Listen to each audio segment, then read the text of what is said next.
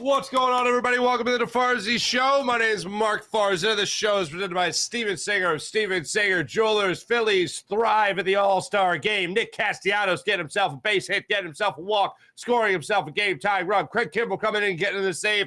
Though, checks notes, he threw 1,000 pitches. He threw 1,000 pitches in the effort to make that save. And Rob Thomson, of course, is the winning manager for the National League, the first such manager since 2012. Because the National League hasn't won since 2012. And I was looking at this last night. Don't quote me on it, but I'm pretty sure, I can't be 1,000% sure, but I'm pretty sure Craig Kimbrel is the only All-Star team member of the National League to be on the 2012 team that won and the 2023 team that won. I was looking at it, just to put it in perspective. The last time the National League won, Carlos Ruiz, Cole Hamels, and Jonathan Papelbon were the members of the Phillies that were represented at the All-Star game. And Jonathan Papelbon, like Craig Kimbrel, although he didn't pick up a save, he recorded the last out of the game, just like Kimbrel did last night, in picking up the save for the National League. So there you go, a little bit of history last night. Not only was it the first time that the National League won since 2012, it was also the first time since Cole Hamels, Carlos Ruiz, and Jonathan Papelbon were all-stars representing the Philadelphia Phillies. That's the last time Phillies players were on a winning National League team. Chooch, Cole, and Jonathan Papelbon who represented the Phillies in that one. So we'll get into that game last night. We'll also let you hear from Nick Castellanos, who played center field last night. Aside from, getting on base twice, one hit and one walk, like I said, he played center field last night. I didn't know that was happening. Apparently he did an MLB interview the night before, and he said that Rob Thomson had plans to put him in center field. So we'll hear from him. We'll hear from Craig Kimbrel about his night and all the accolades that he's achieved throughout his career and what he's hoping for the Phillies and what they can do in the second half of the season. And also facing Julio Rodriguez, with an opportunity for Rodriguez to walk it off in Seattle, and how that played out in his mind. So it was a very interesting situation last night in that ninth inning with Craig Kimbrel going in there. Also, the NBA has some rule changes. Now, I've told you guys, the NBA, as far as they go with all their, the mid-season tournament and all that stuff, I just am so blown away by this idea of a mid-season tournament. In fact, I just think it's so dumb. And sometimes you have to watch the accident happen in order for everyone else to move on and see it your way. It's like, all right, you know what? I don't root for anything to fail, but this just seems so stupid that, yes, in fact, I hope it fails. I've talked about situations in sports that I got used to. I got used to the idea of a runner on second base in extra innings in baseball. I got used to the pitch clock. I actually welcome the pitch clock with open arms. I was never against it. I hate playoff expansion of any kind in any sport. I think it's ridiculous. Making the playoffs is supposed to mean something. They're a pretty good team. They're a playoff team. No, really? 40% of teams make the playoffs now. That's what it feels like. They just keep on expanding and expanding and expanding. And before you know it, it's going to be, let's shorten the regular season and everybody makes the playoffs. And we'll have 13 game series. That'll be what we do in the first round. We got it. I just think it's ridiculous. But here's the deal. Everything that I've just mentioned, eventually come around on. Yes, even playoff expansion. For instance, the made-for-TV one-game playoff that baseball would do, I hated it, but if the Phillies were in it, I was watching it. If two teams that I actually kind of cared about were in it, I'm watching it. Now the three-game series has started out the playoff format. Guess what? Phillies were in it last year against the Cardinals, and guess what I was doing? Watching it. Phillies were in the playoffs last year because of playoff expansion. Phillies were in the World Series. Guess what? I came around to playoff expansion. When playoff time actually is around the corner and we're about to go in, guess who really likes playoff expansion? This guy. I like playoff expansion. But the idea of making it almost every team, it seems like, gets into the playoffs is kind of ridiculous to me. But when push comes to shove, I kind of come around on it. The in-season tournament in the NBA, I don't see myself coming around on it. And now the NBA is trying to change up some rules, or has changed up some rules that will be implemented in the upcoming season for what they plan to do with challenges for coaches, and also what they plan to do with flopping in the NBA. So we're going to get into all that during today's show. And something else we're going to get into today is hazing.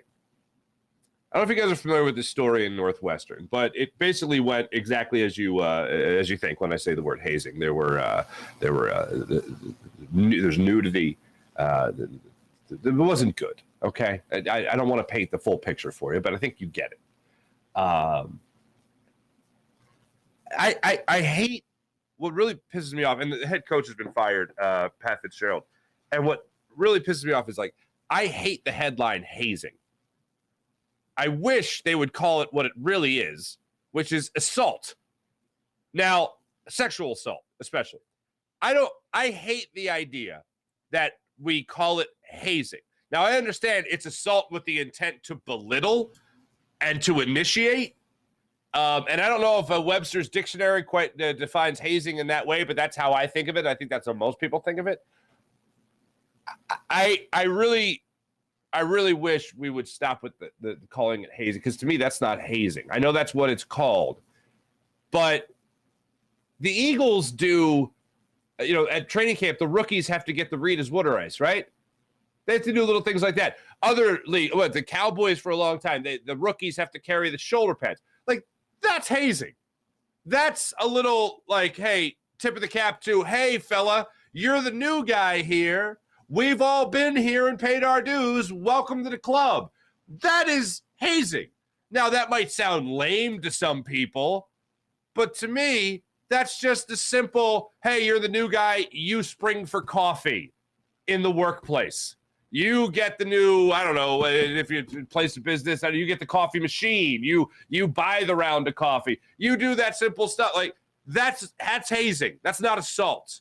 So it really pisses me off, because I think kids are in danger of being pressured into situations. And we'll talk about this a little bit later coming up in the show, but I wanted to get into that. And then we'll, of course, talk about the Phillies' second half of the season and the direction and things that I want to see coming up starting Friday night at 6:05 when they take on the San Diego Padres in the first homestand, kicking it off with a 4-game set against the Padres and a 3-game set against the other team that they play when they're home, the Milwaukee Brewers. Thank you. All right, so we'll get into all that and more on today's program. Now, let's start it out with Nick Castellanos. I couldn't believe it. I couldn't believe it. He was in center field.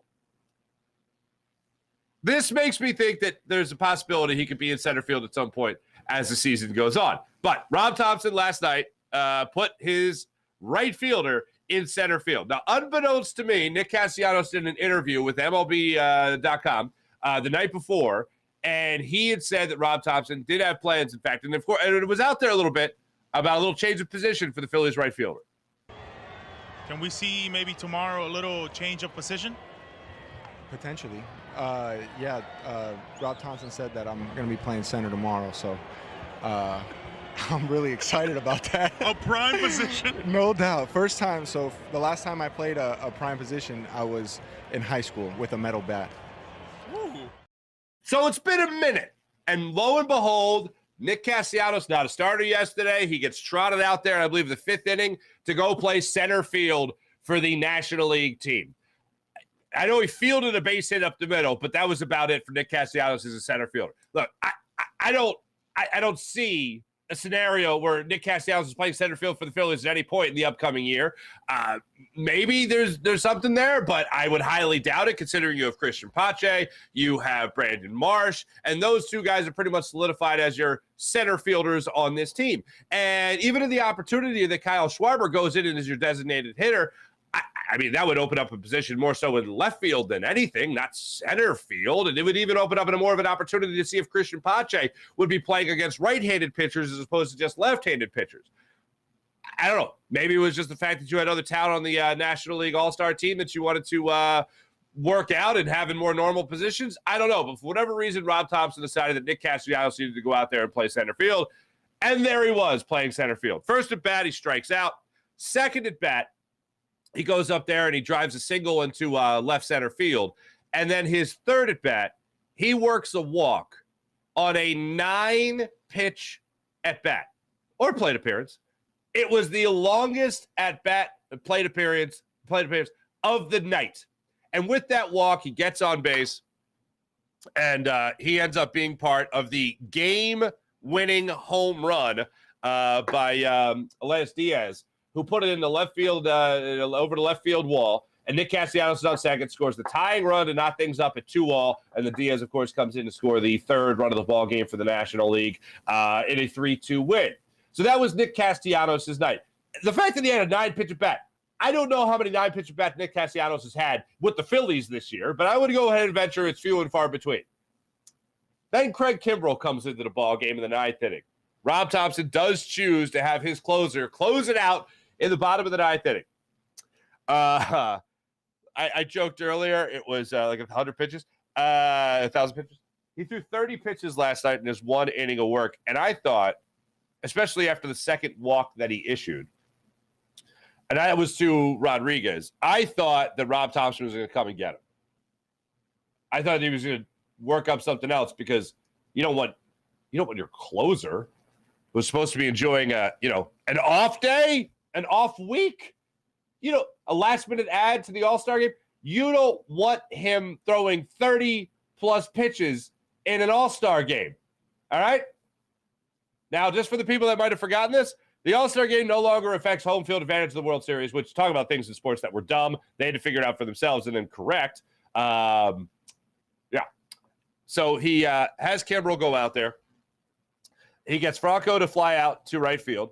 Then Guerrero Jr. ends up striking out there. Vlad Guerrero Jr. ends up getting the strikeout there. So he gets a strikeout and notches in his belt, right? And then Tucker works the walk. And then with 2 runners on, Julio Rodriguez of the Seattle Mariners steps to the plate in Seattle with an opportunity, if he goes yard, to walk it off. He battles Kimbrel for a 7-pitch at bat that ends in a walk, followed by Ramirez stepping to the plate, who goes down quickly in the count, 0-2. Kimbrel then throws a couple pitches outside, tries to make him chase. He does not, and then he gets him swinging at a 93-mile-per-hour fastball. So I don't know if he had everything cooking last night. I don't know if he was holding back a little bit. 93-mile-per-hour fastball to get Ramirez to strike out to end it. Craig Kimbrel gets the save, and the National League wins for the first time in 11 years. Kimbrel, after the game, very excited about the achievement and the situation of facing Julio Rodriguez with the winning runners on base and him with the ability to walk it off, and also what he expects for the Phillies in the second half of the year. That spot, that was a lot of fun. In front of this crowd, I hate to walk 2 guys, but getting to face Rodriguez there and seeing this crowd get up and get excited, I took a moment, stood on the back of the mountain, took it in. It was pretty cool to see, especially with the home crowd. I'm just glad I was able to get the job done. It's been a while since the National League has got a win, so it feels pretty good. You've done so many great things in your career, 408 saves, a World Series championship, first All-Star save for you closing this one out. Where does this rank among your career highlights? This year has been something else. The milestones I've been able to get close to and surpass, and the support I've had with my teammates, they've all been so excited for me, rooting me on all year long, and it's just, I got to pinch myself. It's just seems like it's one thing after another this year, and hopefully I can just keep on going, enjoy my 2 days, and hopefully the Phillies, we can get on a good roll and play good baseball for the rest of the year. I love a good roll from the Phillies, and have things in there in August. Have us feel pretty confident about them making the playoffs. And yeah, sure, they're going to play meaningful games in September. All right, and I don't think the Phillies are going to be running away with anything. Look, as much as you talk about that second half of the year, as much as I want to talk about how the Phillies are going to go out there and they're going to handle their business, and they could get consistency from a guy like Trey Turner in the lineup, Kyle Schwarber returns to, I don't know, some form of getting on base with great regularity at least. The batting average even goes up a little bit, so he's driving in some more runs. And granted, he gets the opportunity to drive in runs. I want to see it happen. I'm rooting for it. But to say that, in the second half, they're second half players. They're going to come out, they're going to dominate in the second half. To say something like that, I feel like it's just so Homer fanboy-ish that I can't even believe it. I can't even, if I say those words, I can't even believe those words. Because when I watch this team play, they've just been inconsistent. Different guys have, taken their, what do you call it, respites. Different guys have taken their slumps at different times, and somebody else has stepped up and carried the team. JT Realmuto has gotten hot and really helped the team win. Then you've seen Bryce Harper do it, maybe not with the long ball, but then he cools off. Nick Castellanos has been up for most of the year with very little downtime, so he's been probably the most consistent player, which is why he's an all-star. Bryson Stott has been pretty consistent, but when it comes to carrying the team and being the guy that you can constantly depend on in this lineup, that has had its inconsistencies. Brandon Marsh started out really hot, then hit a wall. Alec Boehm was really hot, then hit a wall, then bounced back. As of late, has bounced back. You see these guys in the lineup with great inconsistency. You look at the third base spot. You look at first base, how that's been kind of up and down really throughout the year. Hopefully with Bryce Harper after this all-star break, will be your first baseman, and hopefully he goes out there. And you know what I'm hoping for? Here's the bar I'm hoping for with Bryce Harper. And this might, for a guy that's never played first base, this might be too high a bar. And it's going to make people do the old, like, whoa, whoa, whoa. It's going to make people have the old vomit in your mouth type of situation here, okay? Can I get Rhys Hoskins? Because the Phillies could really use Rhys Hoskins right now. They can use a first baseman, someone between the realm of how Kyle Schwarber just defines his first base playing ability, which is he doesn't play first base. He just stands around first base with his glove. That's kind of how Kyle Schwarber talks about it. So he's got no interest in playing first base. And he's only played, 11 games at first base in his career. But the Phillies could use Rhys Hoskins right now. And if I could wave a magic wand and make him healthy, I would make him healthy as fast as humanly possible. So that Bryce would be your designated hitter. And Kyle Schwarber, we would just continue to see him do his thing there in left field. But you would have power back in the lineup at the first base spot, and you'd have a guy that can at least play first base. No, he's not a Gold Glover. So when I talk about Bryce Harper playing the first base spot, what I'm looking for is for him to be Rhys Hoskins. Power numbers, please come back. Please come back. It's going to be difficult. A 290 batting average. Numbers on base percentage like his, just about 380. That is just incredible. That's great. Power numbers would be phenomenal to have. But as of right now, when it comes to the power, I can be patient with that. If he can go out there and just play first base, not be a good first baseman, be a serviceable. I'm going for serviceable. If I had to describe Rhys Hoskins as a first baseman and first baseman alone defensively, I would not jump to butcher. I would jump to serviceable. And if Bryce Harper could somehow magically be serviceable, having never played first base before, then I'm a very happy camper as somebody who is rooting for the Philadelphia Phillies to have a nice long playoff run again this year. Not just make the playoffs, have a nice long playoff run at all. So what's a fair bar to set for Bryce Harper if he does come back after the All-Star game and play first base? I'll tell you what the bar is. The bar is serviceable. Not, oh, God, oh, this is worse than Hoskins. If we catch ourselves saying that, and I'm going to give a little bit of a learning curve. I'm going to give a little bit of leeway here with Bryce Harper. I'm going to give more of a leeway to Bryce Harper with a glove than I am with Bryce Harper with a bat. I'm going to give a little bit more leeway there. And I'm giving him leeway when it comes to the home run issue. 36 games out between home runs for Bryce Harper. Yeah, I'm going to wait patiently. The guy's coming back at record pace from Tommy John surgery, so I'm not going to lose my damn mind over it, but I am going to acknowledge it because, like I've said many times before, it's a legit concern that he's not hitting home runs because it tells you that maybe the injury really doesn't have him at 100% quite yet. Maybe he feels 100%. Maybe he's not going to make the injury any worse. But as far as being 100% Bryce Harper, you know what he does? He hits 25, he hits 30 home runs. That's what 100% Bryce Harper does. Maybe even 35 home runs. Let's get nuts. Want to get nuts? Let's get nuts. That's what Bryce Harper can do. So when it comes to the bar I'm looking for him to get to at first base, it's serviceable. Can I get serviceable? And then if he is your first baseman, then I think you have Pache in left field, and I think you have him and Marsh really platooning in that spot. And then I think the Phillies do make an acquisition. What that acquisition will look like as of right now, I don't know, but I think they will bring in. If Bryce Harper can play first base at a serviceable level, I think the Phillies will be bringing in an outfielder to help them with this second half playoff push as things wind down. And then the other hope is that without Kyle Schwarber running around in the outfield, without Kyle Schwarber being a left fielder for this team anymore, without that worry on his mind, the hope would be that, yeah, he can return to form of a guy that's going to hit you closer to 45 home runs as opposed to 40 home runs. And a guy that will have his on-base percentage, go up past, 335, 340.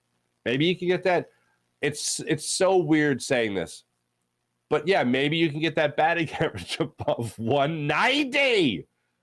Could you imagine? Folks, let's just put this in perspective for a second, okay? Ryan Howard, probably the best bopper we've seen play for the Phillies in the last 20 years plus, right? Best bopper since Mike Schmidt. Yes, we had a nice little run there with Jim Thomson for a minute, but in terms of overall consistency, it was Ryan Howard. You look at 5 years of Ryan Howard where he was just absolutely incredible. Like, people forget his MVP season, he hit 313. People forget he hit 313 that year with the 58 home runs. That's the greatest Phillies season ever. 313, 58 home runs. What? And 149 runs batted in? Insane. Then you look at those first 5 years in the league.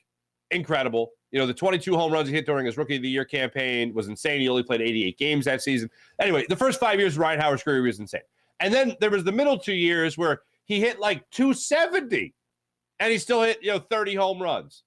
And then he did that for about 2 years, or he had 250 the following year. And then he still hit around 30 home runs. He wasn't bopping him at 40 and 50, home runs a season, or even 47 home runs a season anymore. But he was still a good ball player. But those two in-between years were kind of interesting. And then the last 3 years, 4 years, it was, who is this guy? And the who is this guy was still hitting 25 home runs, but he was batting like 223, 240. That's terrible. And now we have a guy that, will hit you 40 home runs in Kyle Schwarber, but can't even get to the Mendoza line. And we're justifying him as a leadoff hitter.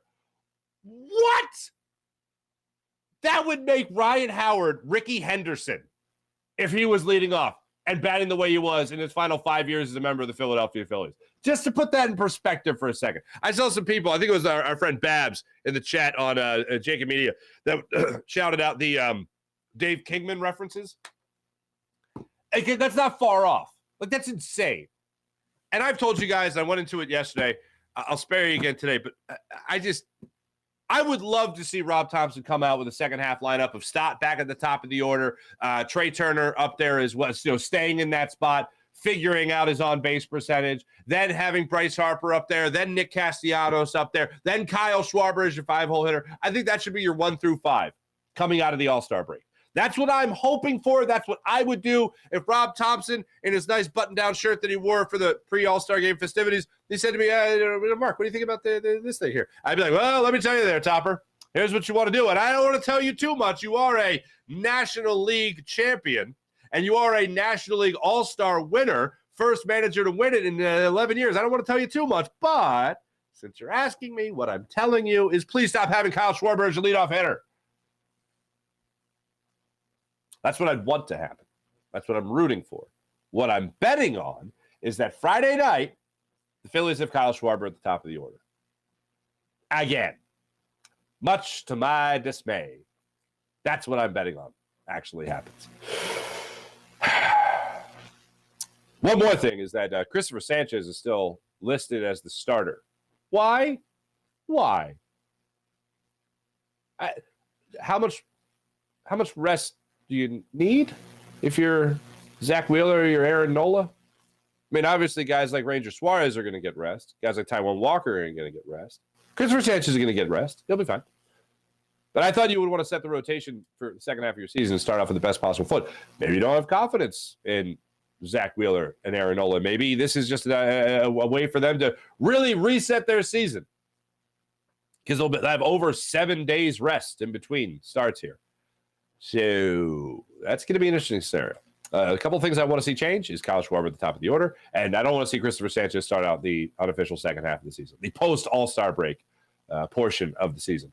And no thank you. Would not like to see that. One thing I did really like to see, speaking of Rob Thomson, and I absolutely love this, this was fantastic, and this is something that MLB does that I love, that they do with the All-Star game. Did they do this at the World Series too? They might have done some variation of it, but I know they did this too in the World Series.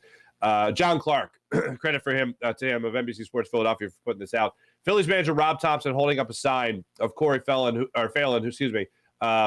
the 20-year-old who passed away from cancer during the Phillies playoff run last year. He was a pitcher in their minor league system, and I remember they brought him up. I think it was to Yankee Stadium, as a matter of fact, and walked him around.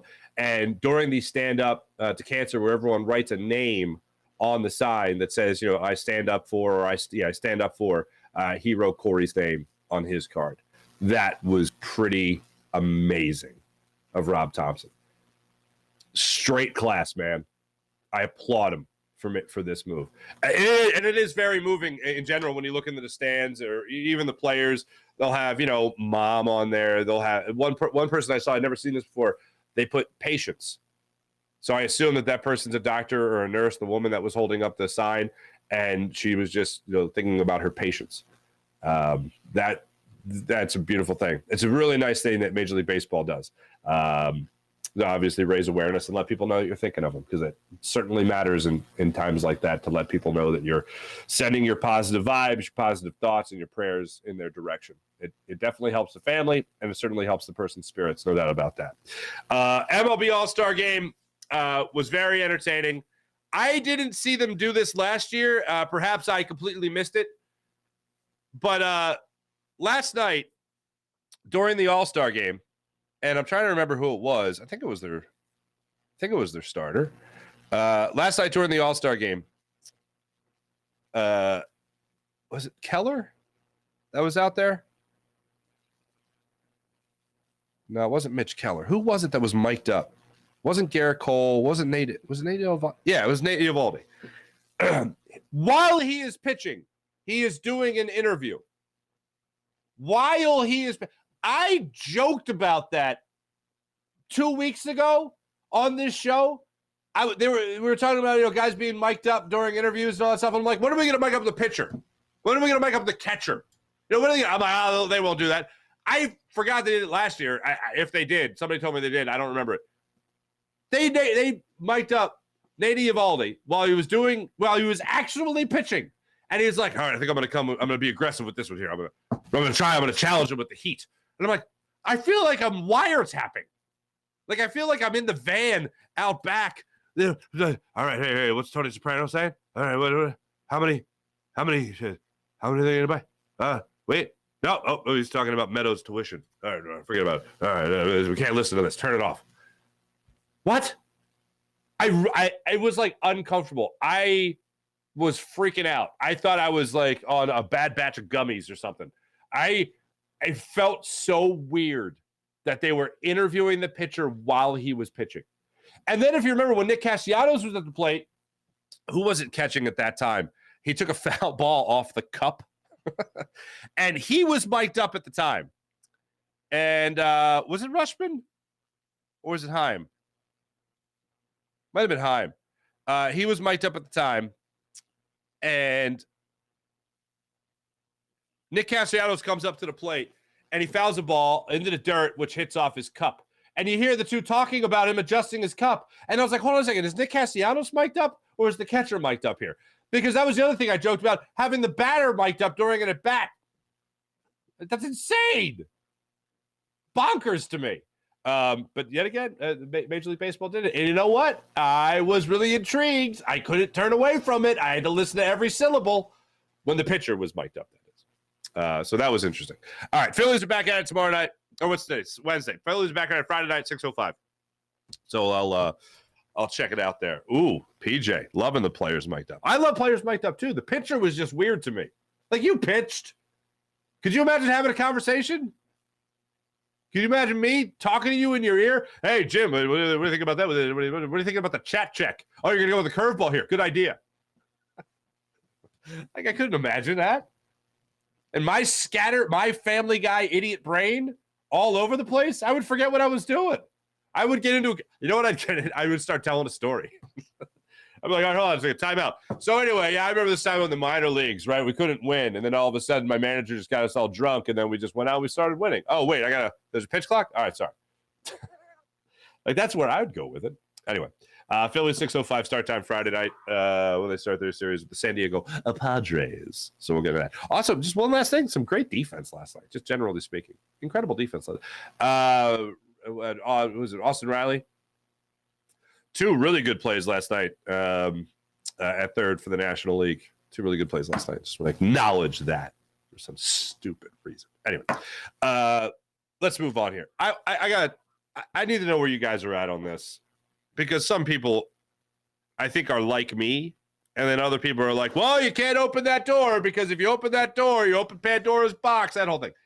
So at Northwestern University, they originally suspended Pat Fitzgerald, their head coach, and now he's out. Now he's fired.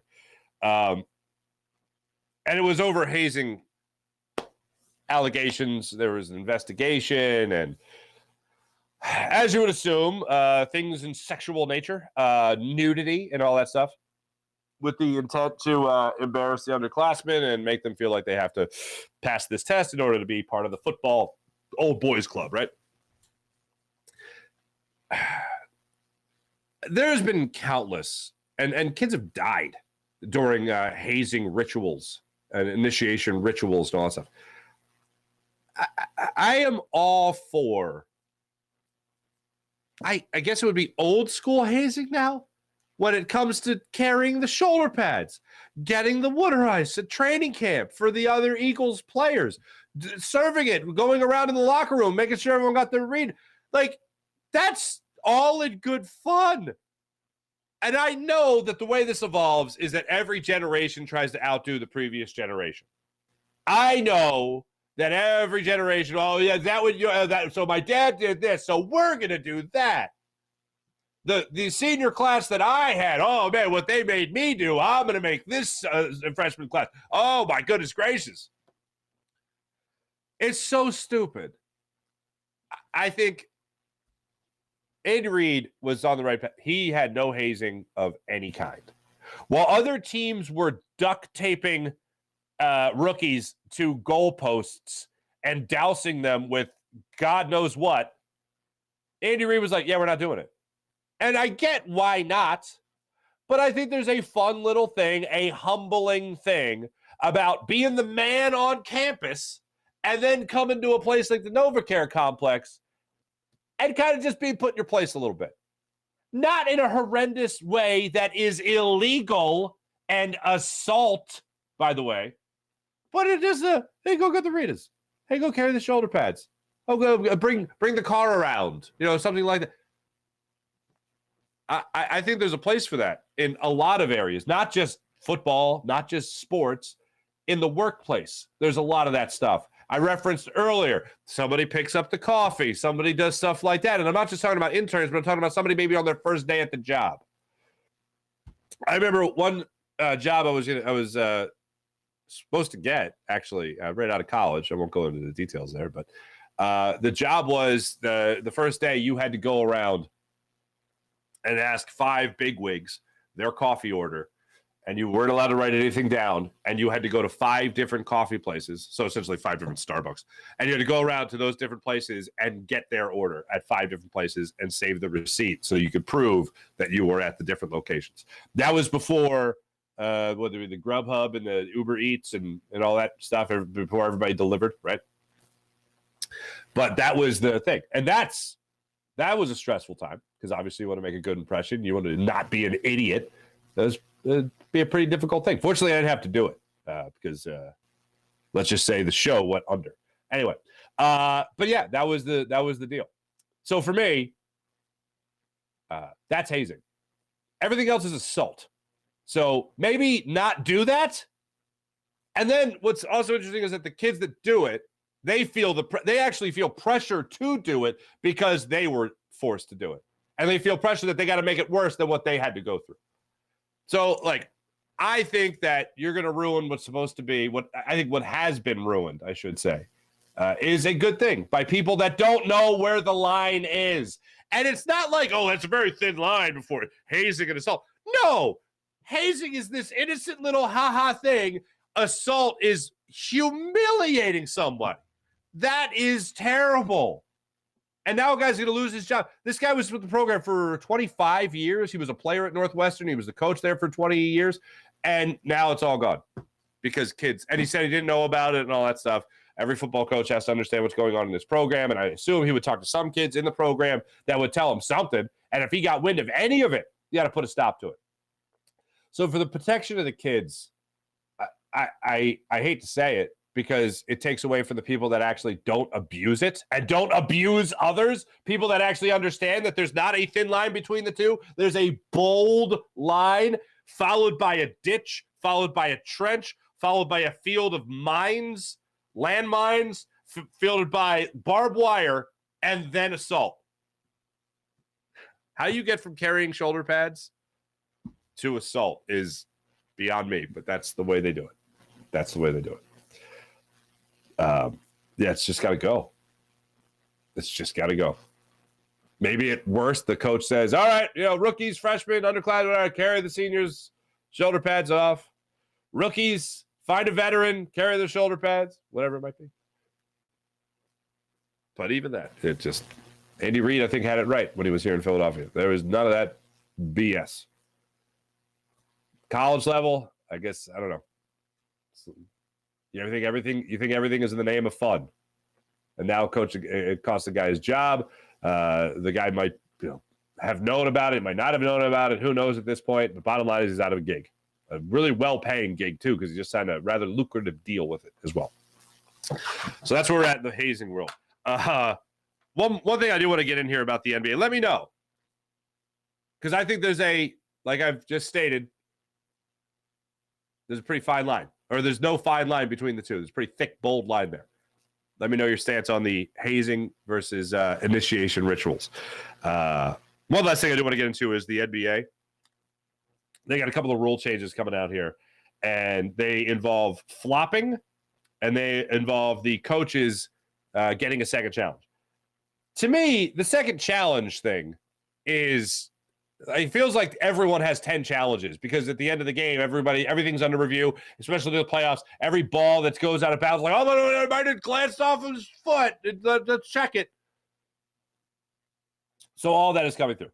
So first is the coach's challenge. The NBA Board of Governors has approved a rule change regarding the coach's challenge that will be implemented for the 2023-2024 NBA season, the upcoming season, of course. The new rule will award a team a second coach's challenge if its first challenge is successful. Why this wasn't the rule already is beyond me. You messed up as an official.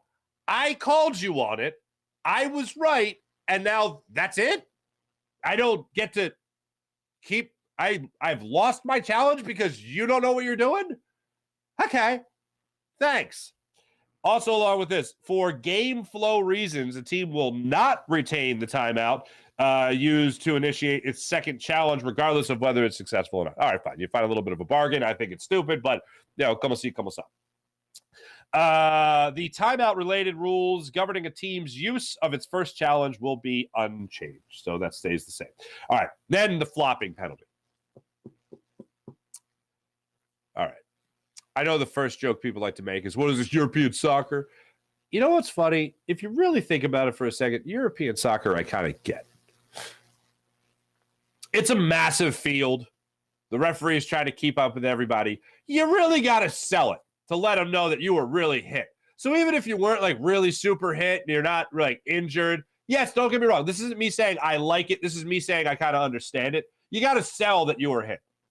Now, a lot of times it's just completely BS. And that's where guys are flopping, right? So, I still don't like it. I still think it's stupid. But at least there you kind of have to, sell that you were, made contact with.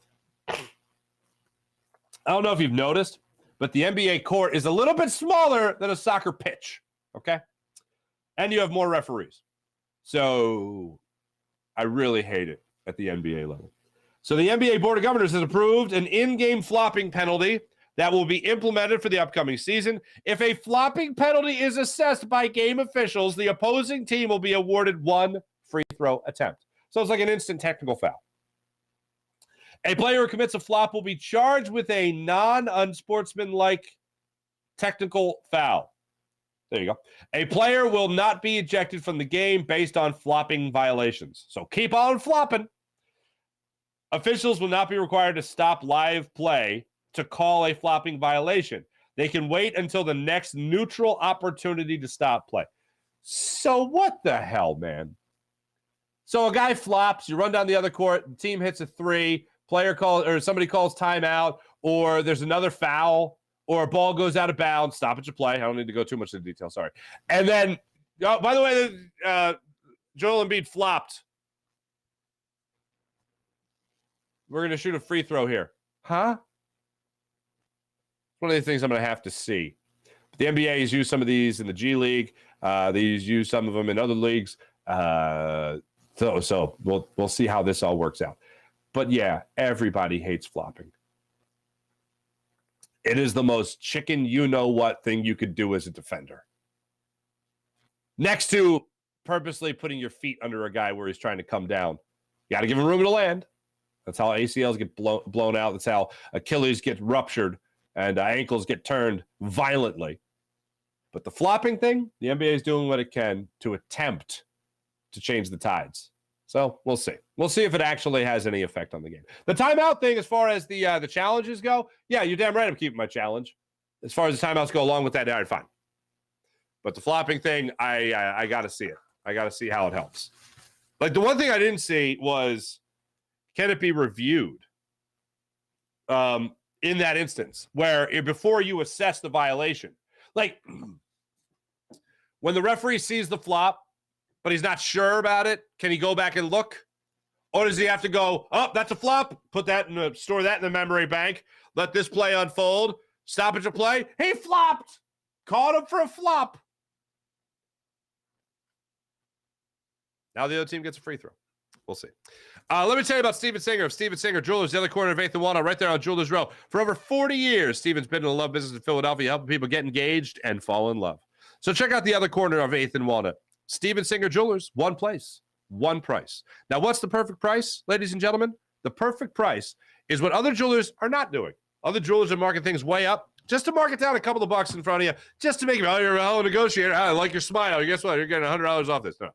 At Steven Singer Jewelers, everything's set at that perfect price already, so you don't have to worry about the pressure and the negotiating and the haggling that goes on when you walk into the other corner of 8th and Walnut. And plus, you'll get treated like a real family member at Steven Singer Jewelers. One place, one price, home of the perfect price. Online at IHateStevenSinger.com. Always fast and free shipping at IHateStevenSinger.com. How about the amazing people, the Manscaped, the leader in below-the-waist grooming? They have their best hygiene bundle yet. It's their Platinum Package 4.0, which includes their Lawnmower 4.0 trimmer, as well as their Weed Whacker ear and nose hair trimmer. And yes, they come with skin-safe technology that helps you reduce the risk of nicks, so you can manscape with confidence and comfort. So check out Manscaped at manscaped.com. How about PHL Sports Nation? Philadelphia Sports Nation, enhancing your Philadelphia sports fan experience across all social media and blogs. That's phlsportsnation.com. How about Freestone Farm CBD, ladies and gentlemen? You liking a CBD? You use CBD?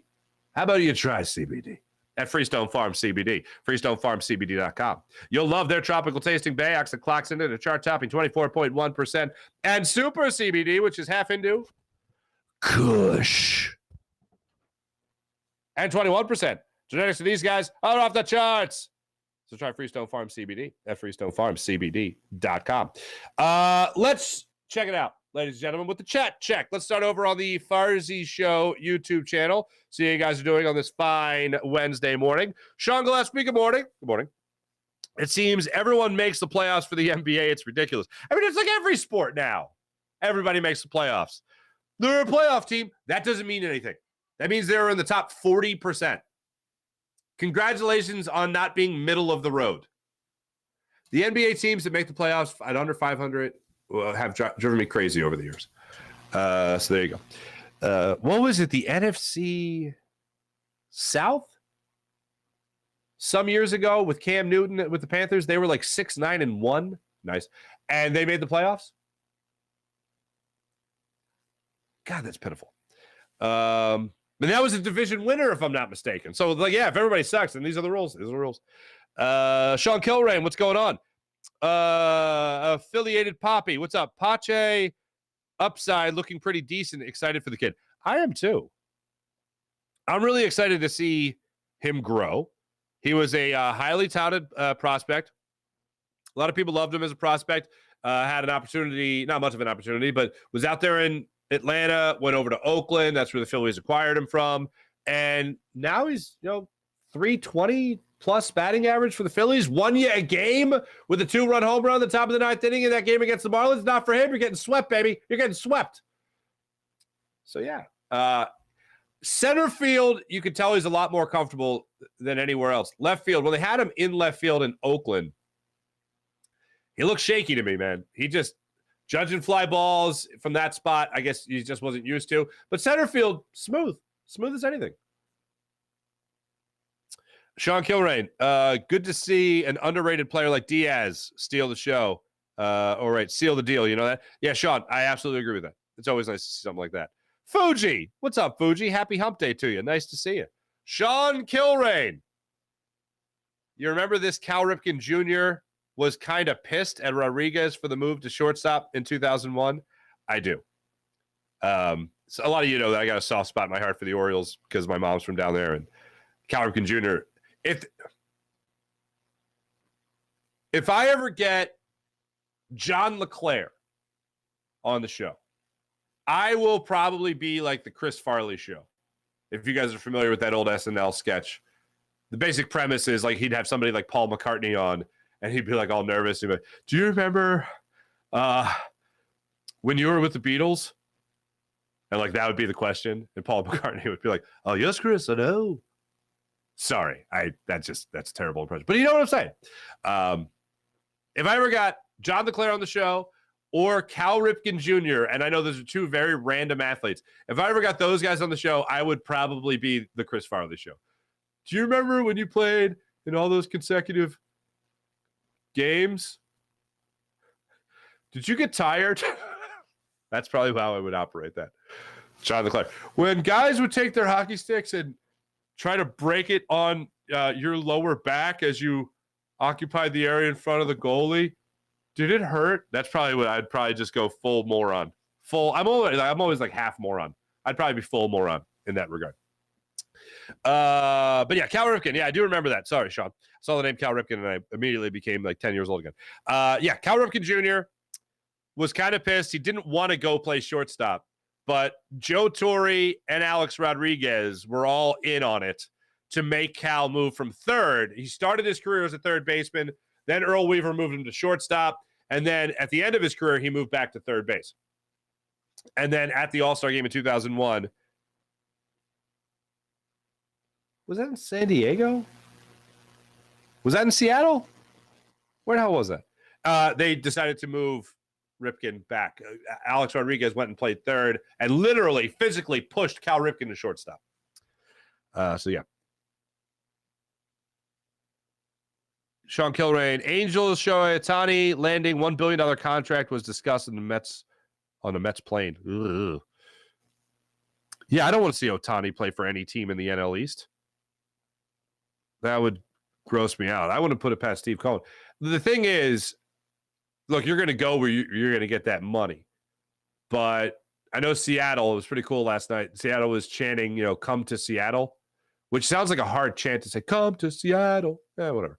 But yeah, they're chanting when Ohtani took got to the plate to come to Seattle. I would imagine he'd want to stay on the West Coast. Like Easter always want to stay on the West Coast, but eventually he went to the Yankees. Eventually he went to the Marlins, So but he's not at the end of his career like Ichiro was. Jim says he loves April. Good morning, April. Oh, that's right. Hader was mic'd up too. To tell me where you want it. That's funny. That's right. Wouldn't change anything about the All-Star game, but the home run derby. Get ready for a PJ rant. PJ, what do you have to say about this? Go back to outs for the home run derby. Bonus round for 440 plus home runs to players get to hit with metal bats. Wow. Green Zen, back in red voodoo. I assume it's black and red voodoo. White and gold expo. There will be holes in the sky. That's very true. Yeah, PJ, I actually had the same thought, man, about the outs, going back to the out system. Because what are you doing? It's a track meet now to be in the home run derby. I hate it. Don't get me wrong. It's one of those things that you're watching. You're like, oh, okay, these are the rules. These are what we're playing by. I mean, this is exciting. But, I do think of the athlete. I do think of the player. That's exhausting.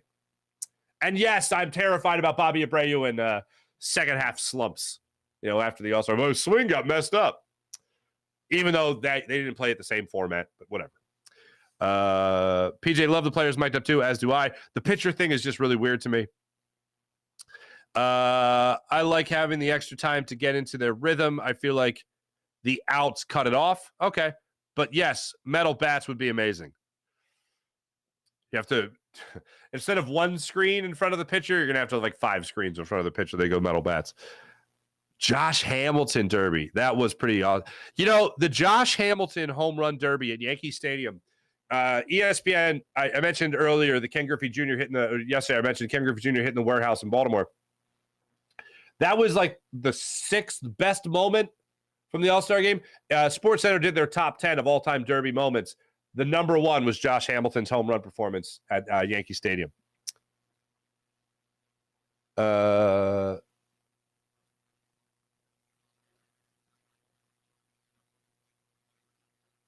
Sean Kilray, sad part is that Fitzgerald at Northwestern knew all about it. It says a former player, shake my damn head. That's the thing. If you're a player there, I don't buy that he didn't know about it. And one of the main reasons was because he was the guy at Northwestern as their linebacker and was a dominant player at Northwestern. So there's no way. When you talk, and then granted, we're talking about the 90s here. So this is a little ways away. But there's no way you didn't know about it and the culture that went in behind it, because no matter what coach you have, the players are going to do their own thing. It's just a real awful situation. April, man, could you imagine the warehouse? I want it back at Camden Yards. I want it back on Camden Yards for that. The warehouse would be toast. Oh, yeah. We want the home run derby back at Camden Yards. Definitely. That's still one of the most beautiful ballparks in all of baseball. PNC in Pittsburgh is fantastic. It's still Petco Park in San Diego. That's still a beautiful stadium. Ballpark, I should say. CBP, Cincinnati Bank Park, is great. That warehouse in right field, stretching all through right to center field, just covered up by the SK scoreboard, is incredible. It's a beautiful site. If I could change one thing about Camden Yards, it would be that I would make it like Citizens Bank Park, where you could see the game from anywhere. Because you go in to buy your nachos or your crab cakes or whatever at Camden Yards, you go in, you can't see the game. You can't see the game. It's the only knock that I have on Camden Yards. Mihai Sanchez, how about them National Leaguers? Craig has me concerned in the 9th, but a save is a save. How could this have decided home field advantage of the World Series? I know, right? Stupid. Probably one of the dumbest things to ever exist in sports is the All-Star game impacting home field advantage of the World Series. Absolutely ridiculous. Does Philly have any chance at Ohtani? Yes. Yes. Absolutely. The thing that I do find interesting is the Buck cousins are out. And now you have John Middleton. And now you have Middleman. Is that the new guy's name? So maybe they're gearing up for something here. Not just to pay the luxury tax. Right? Yeah. Does Philly have any? I think they have a shot. I don't think they're going to get him, but I think they have a shot. Sean Kilrain would have to give up the farm. Yeah. Generational Babe Ruth. Yeah. Camden Yards with metal bats. Warehouse is shaking. Warehouse is like, can you just close me down? Who even uses warehouses anymore? That's not Amazon. Anyway, thanks everybody in the chat. You guys are great as per usual. Let's get to the morning rush brought to you by Sky Motorcars, SkyMotorcars.com. Congratulations, Philadelphia Union and Jim Curtin. Jim Curtin, ladies and gentlemen, has been extended as the Union's head coach through the 2026 season. Jim Curtin is Philadelphia. Jim Curtin is the Philadelphia Union. I couldn't be happier for the Philadelphia Union's head coach. Look at me talking Union over here, ladies and gentlemen. Having a guy like Jim Curtin as the Union head coach certainly makes it easy to talk about them and talk about them with great adulation. The tradition he has started there, the tradition he has kept going there, and I think it's a great job of the Philadelphia Union to extend Jim Curtin. Jim Curtin, good for him, good for the organization. Phillies back at it Friday night, 6:05. I'll be waiting with bated breath for the Phillies to get things underway for the second half of the season. Thanks for watching. Thanks for listening. You guys are great as per usual. My name is Mark Farzetta. This is the Farzy Show presented by Steven Singer of Steven Singer Jewelers. Jim Hyden produced the program, did a wonderful job as per usual. Have a great rest of your Wednesday. I'll be back with you guys tomorrow. See ya.